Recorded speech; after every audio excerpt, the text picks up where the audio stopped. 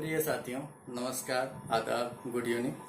हमारे YouTube channel CP राय विश्वास पर आप सभी का स्वागत है। आज मुख्य रूप से विश्व पर्यावरण दिवस मनाया जा रहा है, इसलिए हमारी तरफ से आप सभी को विश्व पर्यावरण दिवस की हार्दिक बधाई और शुभकामनाएं।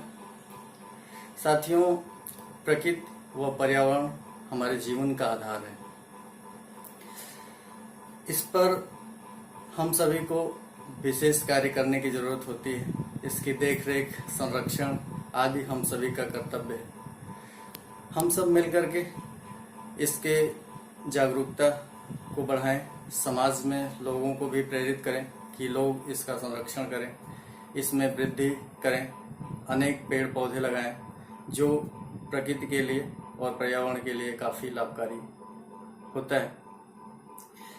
आज हम अपनी बात को आगे बढ़ाते हुए कुछ मुख्य बिंदुओं से शुरुआत करते हैं जो स्वास्थ्य व प्रबंधन का हम सभी के जीवन में महत्वपूर्ण स्थान रखता है, और आप सभी के लिए उसके संदर्भ में विशेष बिंदु जो आपके लिए लाभकारी होंगे उस पर बात करेंगे।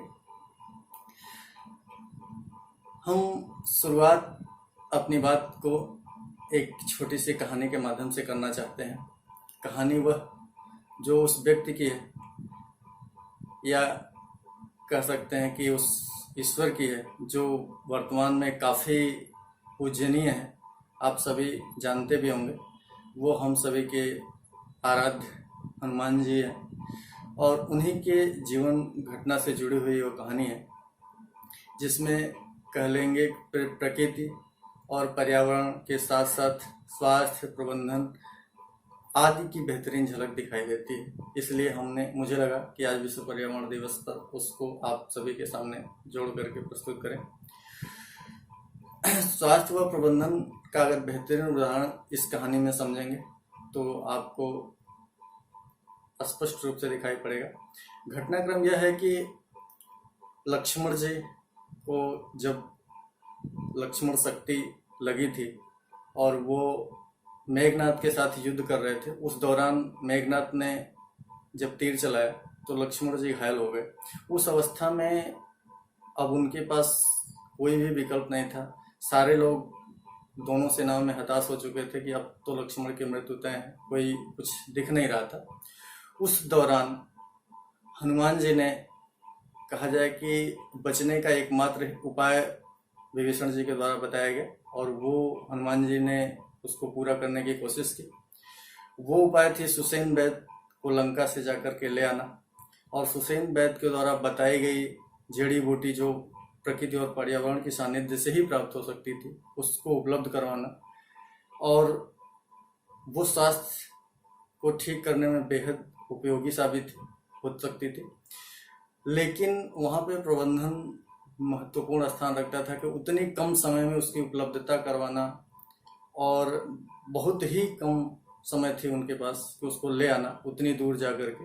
लेकिन हनुमान जी ने अपने कौशल के माध्यम से और बेहतरीन प्रबंधन के माध्यम से इस समस्या का समाधान करने की कोशिश की, बेहतरीन सूझबूझ दिखाई, और वो हम सभी के लिए हमेशा प्रेरणादायक रहेगी कि अगर समय व परिस्थिति कितनी भी विपरीत हो और कार्य कितना भी असंभव प्रतीत होता हो, लेकिन अगर करने वाला धैर्यपूर्वक ये ठान ले कि हम इसे करके ही रहेंगे, तो वो आसानी से कर सकता है।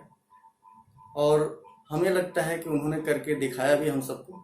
अब आप उसे जो भी माने, लेकिन उन्होंने एक कर्मशील व्यक्ति की तरह कर्मशील व्यक्ति के गुण को दिखाया है। तो वर्तमान में जो कोरोना जैसी वैश्विक महामारी चल रही है उसका भी समाधान करने के लिए अनेकों वैज्ञानिक, आयुर्वेदाचार्य आदि ऐसे लोग लगे हुए हैं, उसके समाधान करने की कोशिश कर रहे हैं, और मुझे उम्मीद है कि आने वाले कुछ ही दिनों में वो लोग उसका सफल इलाज खोज पाएंगे जो हम सबके जीवन के लिए काफ़ी कारगर साबित होगा। तो आप सभी को घबराना नहीं है, धैर्य बनाए रखना है, और कहा जाए कि प्रकृति व पर्यावरण का संरक्षण करते हुए और सावधानी पूर्वक धैर्य बना करके आगे बढ़ेंगे, शारीरिक दूरी बनाए रखेंगे, यही हमारे लिए अभी बेहतरीन उपाय है जो हम तत्काल की समस्या का सामना करने में सक्षम हो सकते हैं। अब हम अपनी बात को 6 पॉइंट्स के माध्यम से आगे बढ़ाएंगे, जो कि एक एक करके आपके सामने स्पष्ट करेंगे। पॉइंट नंबर 1 से शुरुआत करते हैं। हम सच्ची वेदना, सांत्वना, चिंता, दयालुता आदि परिवार व समाज के प्रति बनाए रखना जरूरी समझते हैं और शुभेच्छु, प्रेमी, स्नेही हमें बनना ही होगा इसके लिए, जिससे परिवार व समाज में प्रसन्नता, खिलखिलाहट, खुशी आदि नजर आएगी। लेकिन इसके लिए प्राथमिकताएं व जीवन दर्शन आदि को भी बदलना होगा। अपने सोच विचार, व्यवहार, रहन सहन, दिनचर्या व जीवन शैली को सकारात्मक व संतुलित, उचित व प्रसन्नचित करने के निश्चय भी हमें करने होंगे। प्रत्येक दिन कुछ समय या कुछ क्षण प्रार्थना, योग, पर्यावरण संरक्षण आदि में लगाकर अपनी ऊर्जा को हमें बढ़ाते रहना होगा, जो कि हम सबके जीवन में एक बदलाव के लिए महत्वपूर्ण कदम साबित होगी। पॉइंट नंबर 2, पूरी दुनिया में मनोचिकित्सक संगठनों के साथ मिलकर मैसेज, वीडियो आदि के माध्यम से इस समय आपके सहयोग में जुटे हैं। उनका लाभ प्राप्त करने की कोशिश करें। बच्चों को भी इस समय काउंसलिंग की जरूरत है, उस पर भी थोड़ा ध्यान दें। और हम जानते हैं कि स्वाभिमानी व्यक्ति या संगठन उन्नति करता है, किंतु इसके लिए आत्मनिर्भर व स्वस्थ रहना बेहद जरूरी है। साथ ही यह ध्यान भी रखना है कि परिवार, समाज व अपनों के लिए हमें विशेष की तरह न रहकर सामान्य सदस्यों की तरह सहयोग करना है। पॉइंट नंबर 3, बदलते समय के अनुसार कार्य व उससे जुड़ी बारीकियों को समझने व आसानी हो सके, इसके लिए संगठनों से जुड़कर व्यवहारिक स्थितियों को भी समझने की जरूरत है। और इंसान किसी विशेष पेशे में हो तो इसका अर्थ यह नहीं है कि उसके जीवन का आयाम वहीं तक सीमित है। अनेकों फलक इंसान के हो सकते हैं और वो किसी भी पेशे व विधा के रूप में एक पक्ष को देख सकता है। पर्यावरण संरक्षण व सामाजिक कार्य आदि उसमें निहित हो सकते हैं। प्रबंधन हेतु प्रशासनिक, सामाजिक, कूटनीतिक कुशलता आदि का होना बेहद जरूरी है, जो कि इस कार्य को सफल बनाने में सहायक सिद्ध होता है।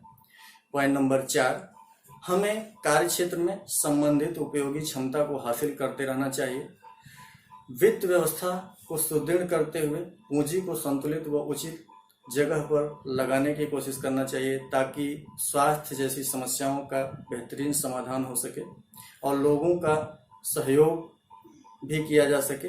ऋण देने की क्षमता का भी विकास करना चाहिए, जिसके माध्यम से लोगों की मदद भी की जा सके। व्यक्ति को बैंकर की क्षमता का भी विकास ज़्यादा लाभकारी व हितकारी साबित होगा। यह सहायक भी होगा उसके जीवन में, सामाजिक जीवन को आगे बढ़ाने में, ऐसे अनेक पहलुओं में। पॉइंट नंबर 5, हम समय भोजन के साथ इस समय वर्तमान में खीरा, ककड़ी, नींबू आदि का सेवन करना होगा। ज़्यादा फायदेमंद यह हमारे लिए हो सकता है खट्टे फल जिसमें विटामिन सी की मात्रा हो, जैसे मौसमी आदि का उपयोग करना होगा। साथ ही कोशिश है कि प्रतिदिन 1 सेब, 1 गिलास दूध, सूखे मेवे, 10 से 12 गिलास पानी, छाछ, दही जैसे पदार्थों का सेवन इस समय विशेष लाभकारी हो सकता है। सुबह शाम प्रार्थना, व्यायाम, संतुलित नींद आदि भी इस समय काफी लाभकारी होगी। वायरस एक अदृश्य दुश्मन है, जो कि कोरोना के रूप में हम सभी के जीवन में इस समय शामिल है और इससे सावधान रहना होगा। लड़ना, बढ़ना और जीतना भी सीखना होगा। परिस्थिति से पलायन करना इसका समाधान नहीं हो सकता है, इसलिए हम सब सावधानी और संयम पूर्वक इसमें अपने आप को सफल साबित करने की कोशिश करेंगे। पॉइंट नंबर 6, हमारे एक हाथ में कर्तव्य है तो दूसरे हाथ में सफलता भी सुनिश्चित है। महामारी या समस्या से लड़ने के लिए हमें सावधानियों की ढाल भी चाहिए एवं मानसिक दबाव से बचने के लिए आत्मबल भी चाहिए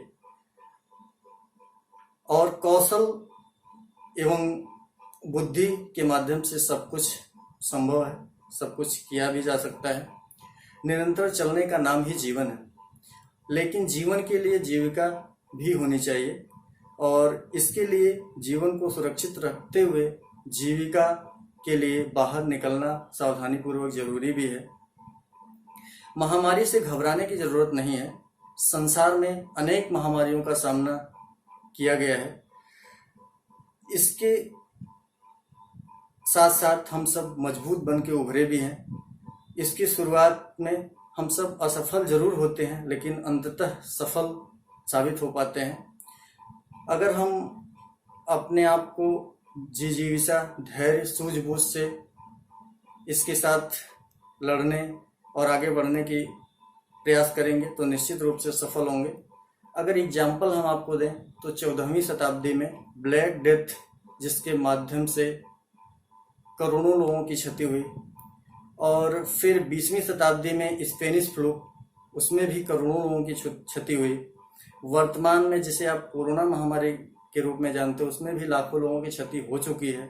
फिर भी मुझे लगता है कि हम लोग संघर्षरत रहते हुए जल्द ही इसके समाधान पर पहुंचेंगे और इसकी जंग को जीत पाएंगे। बस धैर्य के साथ कदम से कदम मिला करके हम सबको आगे बढ़ना होगा।